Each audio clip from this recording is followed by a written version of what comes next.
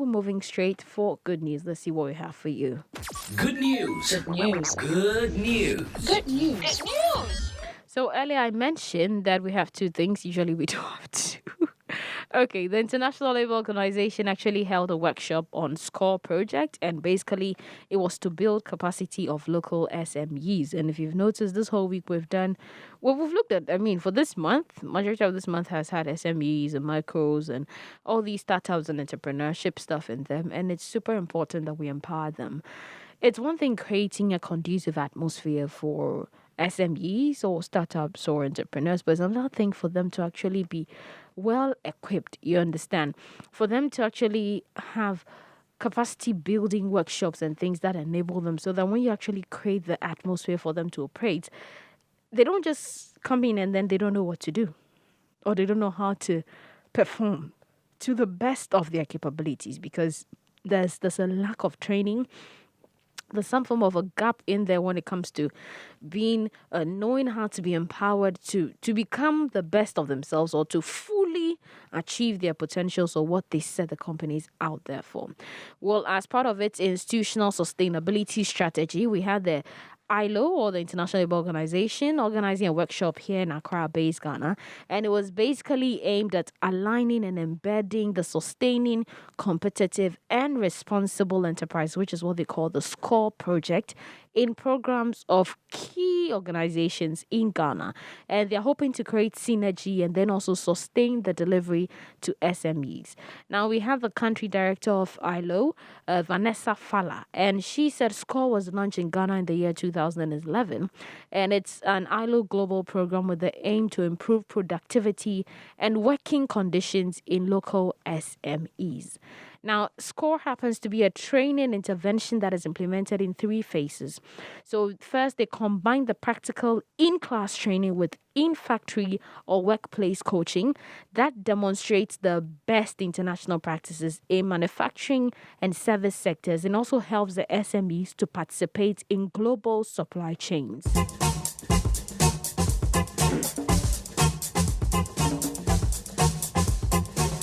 Now, Madam Vanessa actually disclosed that in addition to the regular SCORE model, the ILO also offers other models such as the hospitality coaching, the business continuity planning, and the gender equality, which are delivered through a well-designed cycle, and it results in the best of outcomes and experiences for the enterprises.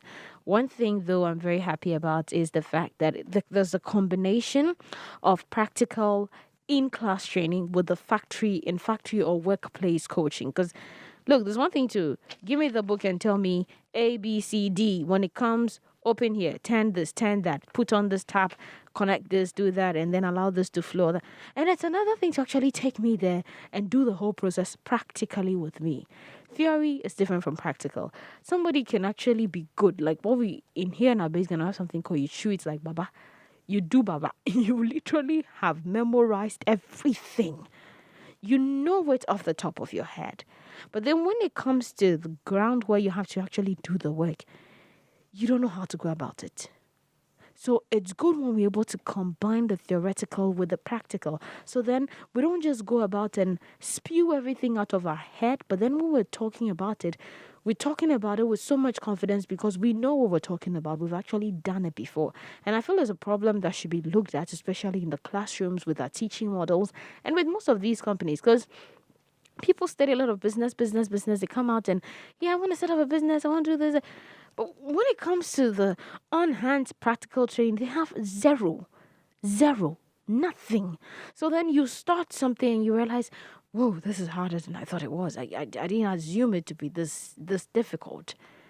I feel it's important if more of such workshops, more of such training interventions are implemented to support our local businesses that are coming up. It gives them the competitive edge. It gives them an advantage. So they're able to compete with some of these global corporations. And then also they can fit in and they can also participate in the global supply chain. Because if I know what I'm about and I put in the work, I can, tap into some of the resources available and work with it.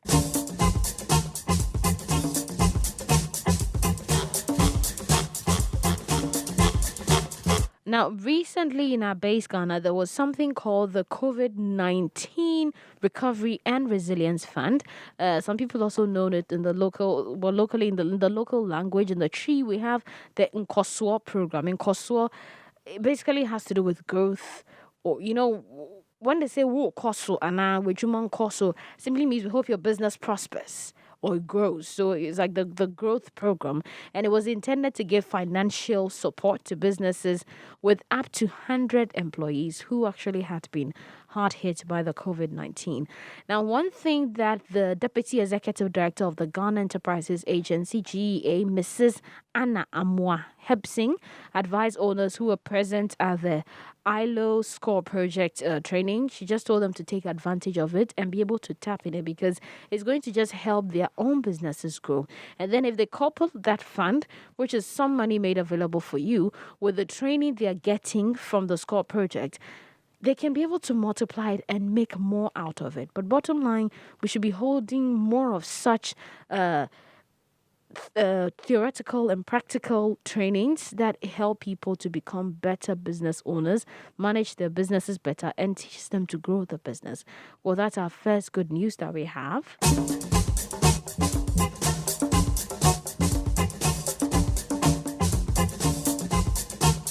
Now, for the second good news, we're going to Ivory Coast, where we find out that in order to preserve their yield, thousands of Ivorian women are actually going organic.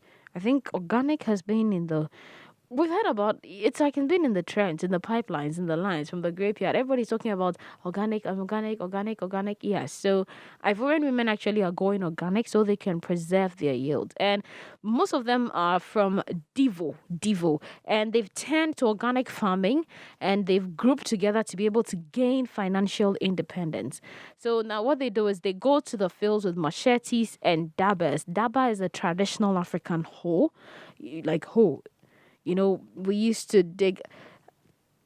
Am I literally about to explain what a hoe is right now? Because I'm sure, you can just search for hoe, HOE. It's a tool that helps you to plant.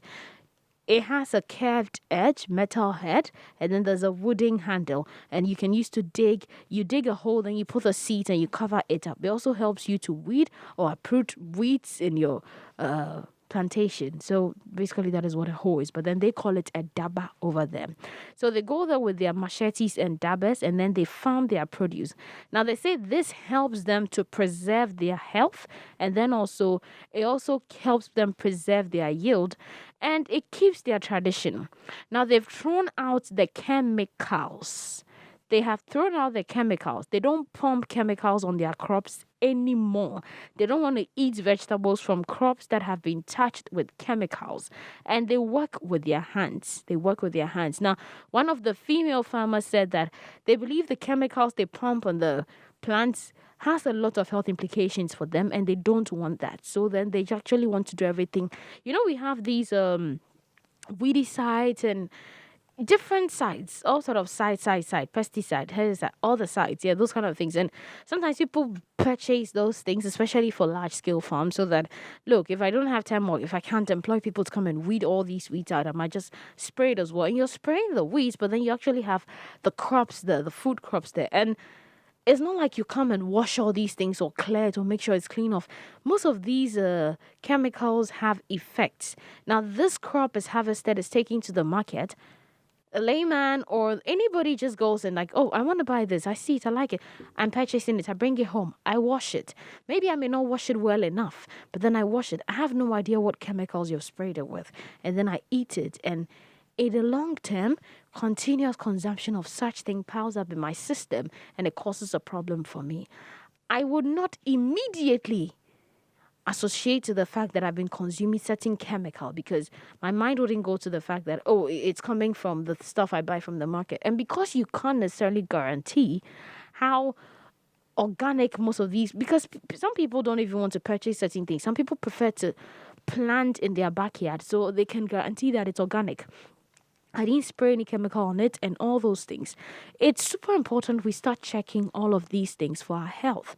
Like the women are saying, they want to preserve their health. So they'd rather go to the farm with the machetes and the hoe and go clear out, weed out the weed instead of spraying it with chemicals. And I mean, they feel it's important to work with their hands. They feel it's very important to work with their hands. Now, the president of the Women's Agricultural Cooperative praised the commercial success of crops from these ecological and ethical plantations. She said before they did not treat the soil with chemicals, but at some point the practice was introduced in agriculture, and now they lost the local rice from the past. They thought about it, and then they decided that no, let's sit together and we need to analyze this whole issue. So they decided to raise awareness in the field, and at the same time they decided to talk about cocoa. They realized that look, if we're to look at our food and see that this is something that keeps us going, this is what gives us energy, this is what keeps us moving on a day-to-day basis, then we need to raise awareness amongst the women so they don't treat the soil with chemicals or they don't spray their crops with chemicals. Now, the product quality is making a breakthrough in rural Cote d'Ivoire, where, I mean, you realize that agriculture contributes to around 60% of the economy. So it's super important for them. It's super important. I think we should all pick a leaf from this and learn. Not everybody can farm in their backyard. Probably you don't have a backyard in your house. But I'm just saying that be mindful of what you're consuming. Because if the chemicals keep piling up, everything you eat has been chemically sprayed, everything you eat has been... It's going to affect your health, and your health is your wealth. Today, thanks to technology, we have hydroponic farming. You don't need to have land. You don't need to have a backyard. You just need to have a stand or need to have a table or space. And just... It's a set. It's planting in water. It's a kit that comes together. You just plant it and it grows. Just water, because the water is filled with the nutrients from the soil that the plant will need to grow. So you can practice that in your homes. It'll be good. Everybody tries to, put in the effort to try and plant one or two things. Cultivate the habit so that we can keep ourselves alive and good. So kudos and big ups to the women in Ivory Coast. They didn't wait till the matter got worse, but then they decided to take action and put in the hard work. Well, that's all we have for you for good news for today. If you enjoyed this video, don't forget to like it, subscribe, and share.